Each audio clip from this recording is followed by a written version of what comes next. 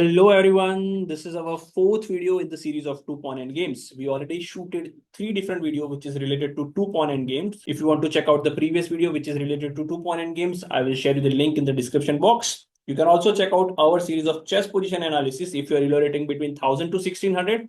I will share you the link in the description box as well. Before starting today's puzzle, let me remind you once again, when there are only two pawns on the board, the chess game become completely theoretical. So if you know the pawn endgames rule very well, you can easily win if there is a chance of win. And if there is a chance of making draw, you can make it draw as well. Before starting today's puzzle, let me remind you this. Today we are covering two different puzzles. Of course, these puzzles are very short and you can consider it sort of a revision of the previous concept that we have learned. So keep all the previous concept in your mind, like pawn race, the square rule, and the king's activity. So without wasting any time, let's jump to puzzle number one. Look into this position. It's black to play, and you can clearly see both black and white is just 3-3 square away from the pawn promotion.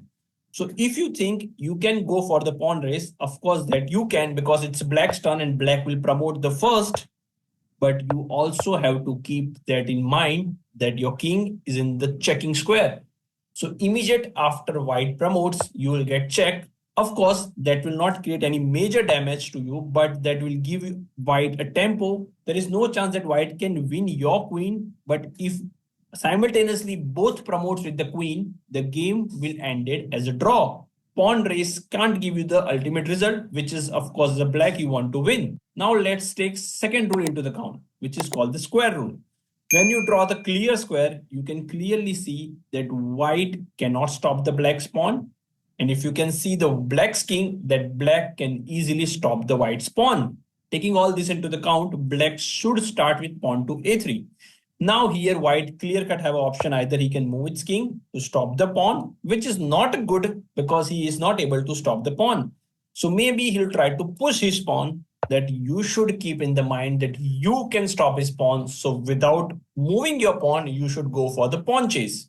Black can move its king to the d6. If pawn goes to the f7, you can go to the e7, and now black can easily stop the white's pawn. And there is no chance that white can stop the black's pawn. So black can easily promote with the new queen, and there is no chance white can win from here. Now let's jump to the puzzle number second. Now in this position, it's black to play, and you can clearly see both black and white pawn is stopping each other. So there is no chance of moving the pawn. So we have to take the counts, the black's possible option. Here e5, e4 or the e3 doesn't look so effective because black's ultimate aim is to capture the white pawn and try to promote its own. So neither d3 is also doesn't look so effective because the next move white can go to the b5 and easily takes the black's pawn. So we have to take count the most effective, which move the black king towards the white pawn, that is c3 or the c4. Now let's think about the c3 first. When you move your king to the c3, white have a chance to move its king to either c5 or the d5, and the game will end it as a draw. The question raises into your mind that why it's end up as a draw. Let's take what if king goes to c5.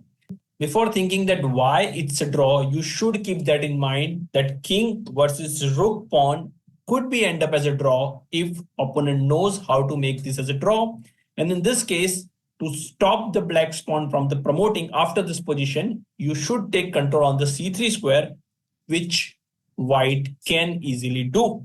And after this position, when white take the control on the c3 square, it doesn't matter how black will try. He move away from its own pawn's path. King goes to the b1. Black again give the check. King to a1.